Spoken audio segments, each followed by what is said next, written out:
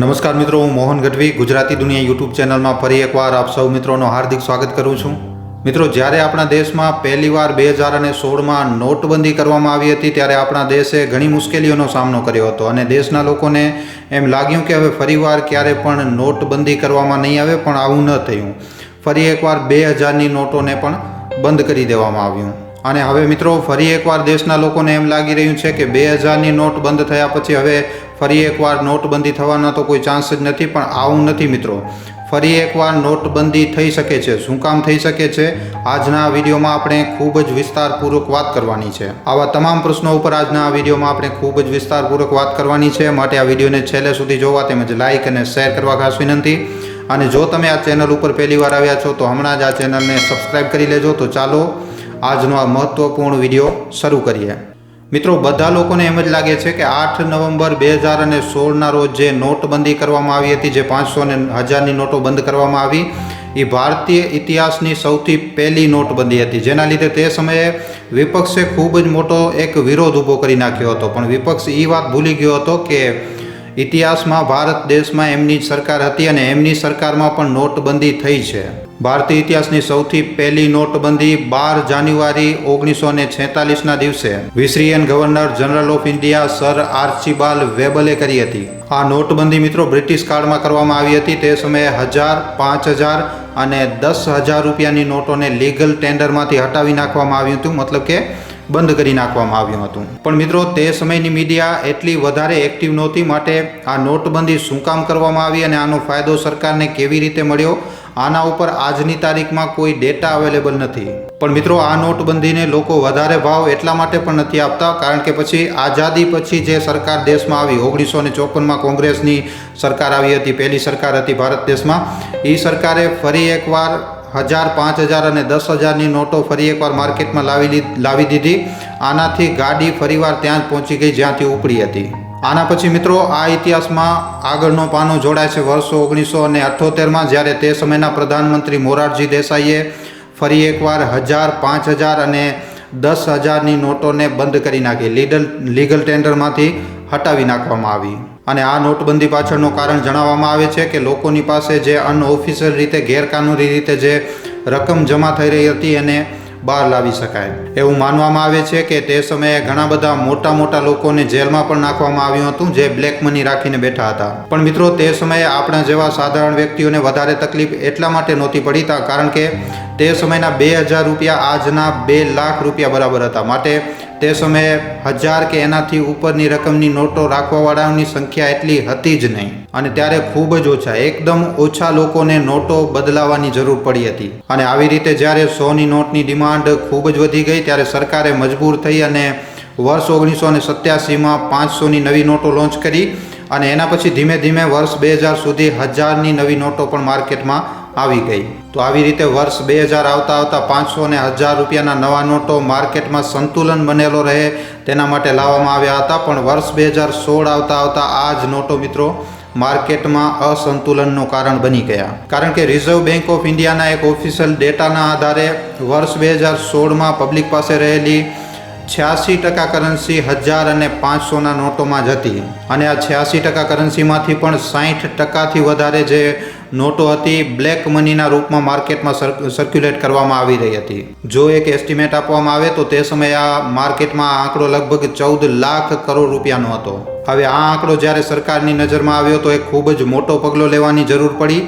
અને આના પરિણામ સ્વરૂપે 8 નવેમ્બર 2016ના દિવસે રાત્રે 12 વાગે PM નરેન્દ્ર મોદીજી લાઈવ આવ્યા અને 9 નવેમ્બરથી 1000 અને 500ની નોટોને માર્કેટમાં બંધ કરી નાખવામાં આવ્યું. પછી આના બદલામાં 2000ના નવા નોટો અને સાથે સાથે પછી થોડાક જ દિવસોમાં 500ના નવા નોટો પણ માર્કેટને અંદર આવી ગયા. હવે મિત્રો, જ્યારે માર્કેટમાં નવા નોટો આવ્યા હતા, જ્યારે 500 અને 2000ના નવા નોટો આવ્યા ત્યારે પણ લોકો સરકારને ક્રિટિસાઇઝ કરી રહ્યા હતા, સરકારને સંભળાવી રહ્યા હતા કે 2000ના નોટ લાવીને સરકારે ઉલટો બ્લેક મનીને પ્રમોટ કર્યો છે. કારણ કે 2000ના નોટોથી તો બ્લેક મની વધારે સંતાવીને રાખી શકાશે. પણ મિત્રો, તમને જાણીને હેરાની થશે કે સરકારને આ વાતની ખબર પહેલાંથી જ હતી, એટલા માટે જ સરકારે ફરી એકવાર 2000ની નોટોને બંધ કરી નાખ્યું. તો મિત્રો, આ છે ભારત દેશમાં નોટબંધીનો હમણાં સુધીનો ઇતિહાસ. હવે આગળ શું ફરી એકવાર સરકાર આગામી સમય દરમિયાન 500ની નોટને પણ બંધ કરી નાખશે? હવે જુઓ મિત્રો, જ્યારે 2000ની નોટોને બંધ કરવામાં આવી તો આપણે બધા જાણીએ છીએ મિત્રો કે એનાથી પહેલાં નોટો બંધ થવાથી પહેલાં માર્કેટમાં 2000ની નોટો હતી જ નહીં, ક્યાંય જોવા જ નહોતી મળતી. અને આ જ જિજ્ઞાસાના ચાલતા એક વ્યક્તિએ આરટીઆઈ ફાઇલ કરી ત્યારે ખબર પડી કે ભારતીય રિઝર્વ બેન્કે પાછલા 3 વર્ષોથી 2000ના નોટ છાપ્યા જ નથી. આરટીઆઈના જવાબમાં એ વ્યક્તિને ખબર પડી કે 2016થી 17માં 3548 મિલિયન, પછી 17થી કરી અને 18માં 111 મિલિયન, અને 2018થી કરીને 2019માં 46 મિલિયન જેટલા 2000ના નોટો છાપવામાં આવ્યા હતા. અને આ જે 2000 રૂપિયાના નોટ છાપવામાં આવ્યા હતા એ પછી મિત્રો માર્કેટની અંદર ગાયબ થઈ ગયા હતા. આરબીઆઈની પાસે પાછા નહોતા પહોંચ્યા. ઘણી મોટી સંખ્યાના 2000ના નોટો માર્કેટમાંથી ગાયબ થઈ ગયા હતા. મતલબ એકદમ સાફ છે કે બ્લેક મનીના રૂપમાં સંતાડી દેવામાં આવ્યા હતા. આનો જવાબ મિત્રો એકદમ સરળ છે કે જો માર્કેટમાં વધારે મોટા નોટો હશે જ નહીં તો બ્લેક મનીને સંભાળીને રાખવું એટલું સરળ નહીં રહે. તો આવી રીતે પહેલી નોટબંધી થઈ, બીજી થઈ, ત્રીજી થઈ ને પછી ચોથી નોટબંધી 2000ની નોટની રૂપમાં થઈ. તો આવી રીતે મિત્રો જેવી રીતે મોટી નોટો પછી ધીરે ધીરે બ્લેક મનીના રૂપમાં જમા થતી જાય છે તો પછી નોટબંધી જેવો પગલો સરકારને ઉપાડવો પડે છે. હવે આજની તારીખમાં આપણે જોઈએ તો આપણી પાસે મોટી નોટોમાં મિત્રો ખાલી 500ની નોટ છે. 500થી વધારે નોટ આજની તારીખમાં કોઈ માર્કેટમાં અવેલેબલ નથી. અને 2000ની નોટ પછી હવે જો માર્કેટમાં 500ની નોટને પણ બંધ કરી દેવામાં આવે તો ફરી એકવાર એવું થાય કે 200ની નોટો અને 100ની નોટોની ડિમાન્ડ વધારે થઈ જશે.